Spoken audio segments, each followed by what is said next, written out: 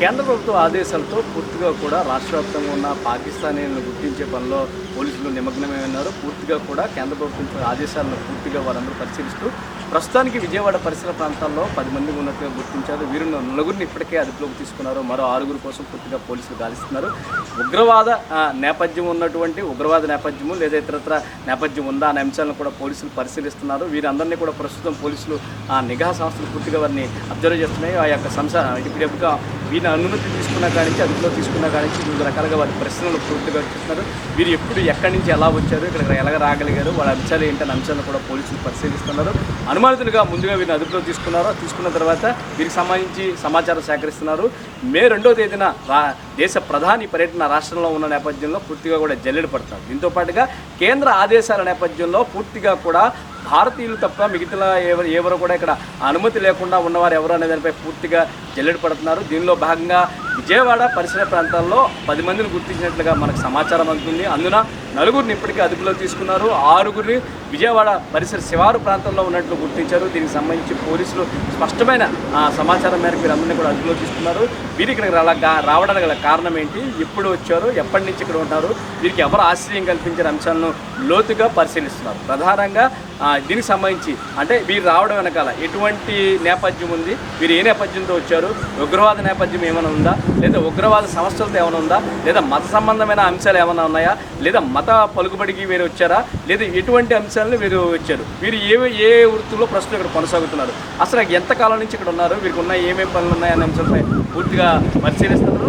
దీంతో పాటుగా వారున్న పరిసర ప్రాంతాల్లో ఉన్న అధికార బృందాన్ని కూడా పోలీసులు విచారిస్తున్నారు. వీరు ఎప్పుడు ఎక్కడి నుంచి వచ్చారు, వీరందరినీ ఏ విధంగా ఎలా చేశారు, నోటిఫై చేశారా, నోటిఫై చేయలేదా, చేస్తే ఏ పరిస్థితుల్ని నోటిఫై చేశారు, వీరికి ఎవరు హామీ ఉన్నారు అంటే ఒక వ్యక్తికి ఒక పూర్తిగా సమాచారం ఇచ్చేటప్పుడు ఆ వ్యక్తికి సంబంధించిన సమాచారం సంబంధించి సన్నిహితులు ఎవరైనా రెఫరెన్స్ ఇస్తారు కదా, ఆ రెఫరెన్స్ ఎవరు ఇచ్చారనే అంశాలపై కూడా పూర్తిగా దీన్ని జల్లెడ పడుతున్నారు. ప్రధానంగా విజయవాడ పశ్చిమ నియోజకవర్గ పరిసర ప్రాంతాల్లో 4 ఇప్పటికే అదుపులోకి తీసుకున్నారు.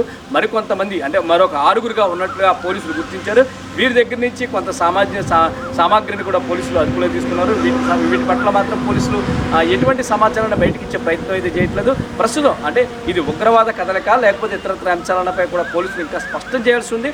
అయినప్పటికీ ప్రస్తుతం దేశవ్యాప్తంగా ఏదైతే పాకిస్తానీలు తిరిగి పాకిస్తాన్కి పంపించే ఏదైతే క్రమం కొనసాగుతుందో ఆ క్రమంలో భాగంగా ప్రస్తుతం ఆంధ్రప్రదేశ్లో విజయవాడ ప్రాంతంలో పెద్ద ఎత్తున పోలీసులు జల్లెడ పడుతున్నారు. దీంతో పాటుగా ఈ ఆంధ్రప్రదేశ్లోని ప్రధానంగా కొన్ని ప్రాంతాల్లో పోలీసులు ఐడెంటిఫై చేశారు. అందులో విజయవాడ పశ్చిమ ప్రాంతం, నర్సరావుపేట, గుంటూరు, కడప, పశ్చిమ గోదావరి జిల్లా నిడదవోలు వంటి ప్రాంతాల్లో పోలీసులు జల్లెడ పడుతున్నారు. ఇక్కడ ముస్లింలు కొంతకాలంగా ఎక్కువ మంది సంఖ్యలో ఉండే అవకాశం ఉంది కాబట్టి ఆ పరిసర ప్రాంతాల్లో ఎవరన్నా షెల్టర్ పొందుతున్నారా అంశంపై కూడా పోలీసులు పూర్తిగా అధ్యయనం చేస్తున్నారు. ఆయా ప్రాంతాలుగా సిఐలతో పాటు అదనపు ఎస్పీలను కూడా పోలీసులు రంగంలోకి దింపారు. ప్రతి విషయాన్ని ప్రతి ఇంటిని కూడా జల్లెడ పడుతున్నారు. ఎక్కడికక్కడ కార్బన్ సెర్చ్లు నిర్వహిస్తున్నారు. పూర్తిగా నిఘాను ఏర్పాటు చేశారు. కదలికలను బట్టి గత 4 సంవత్సరాలు 5 సంవత్సరాల నుంచి ఉన్న ప్రతి డేటాను కూడా పోలీసులు పరిశీలిస్తున్నారు. ఆ యొక్క పరిశీలనకు సంబంధించి వారైతే పూర్తిగా భారతీయ సంస్కృతి భారతీయ పౌరసత్వం ఉంటే మాత్రమే ఇక్కడ ఉండాలని, మరి ఏ పౌరసత్వం ఉన్నా కూడా ఇక్కడ నుంచి నిర్బంధంగా బయటకు పంపించడం జరుగుతుందని పోలీసులు చెబుతున్నారు. దీనికి సంబంధించి పెద్ద ఎత్తున ప్రకటనలు కూడా విడుదల చేస్తున్నారు. ఈ నేపథ్యంలో విజయవాడలో దొరికిన 4 వ్యక్తుల కదలికలను బట్టి రాష్ట్ర వ్యాప్తంగా కూడా రెడ్ అలర్ట్ ప్రకటించడం జరిగింది. పూర్తిగా కూడా జల్లెడ పడుతున్నారు. దేశ ప్రధాని పర్యటన నేపథ్యంలో ఇటువంటి కదలికల పట్ల పోలీసులు అప్రమత్తంగా ఉన్నారు. కేంద్ర రాష్ట్ర ప్రభుత్వాలు సంయుక్తంగా ఈ కార్యక్రమాన్ని నిర్వహిస్తున్నాయి. ప్రస్తుతం ఎవరైతే పోలీసులు అదుపులో ఉన్నారో 4కి సంబంధించి పూర్తి డేటాను పోలీసులు తీసుకున్నారు. మరికొంతమంది 6 ఉన్నట్లు తెలుస్తుంది. ఆ 6 సమాచారం కూడా పోలీసుల వద్ద ఉంది. వారిని కూడా మరికొద్ది సేపట్లోనూ మరికొద్ది గంటల్లోనూ వారిని అదుపులోకి తీసుకునే అవకాశం కనబడుతుంది. ఏదేమైనప్పటికీ పూర్తిగా వారు ఎటువంటి అనుమతులు లేకుండా దేశంలోకి రావడం అయితే మాత్రం ఖచ్చితంగా జరిగితే మాత్రం దానిపై శిక్షలు ఏ విధంగా ఉంటాయని కూడా పోలీసులు చెబుతున్నారు. అది కాకుండా వారు నకిలీ పాస్పోర్ట్లు, నకిలీ వీసాలతో మాత్రం దేశంలోకి చొరబడితే వారిపై ఎటువంటి చర్యలు తీసుకునే అంశంపై కూడా పోలీసులు స్పష్టంగా తెలియజేస్తామని చెప్తున్నారు.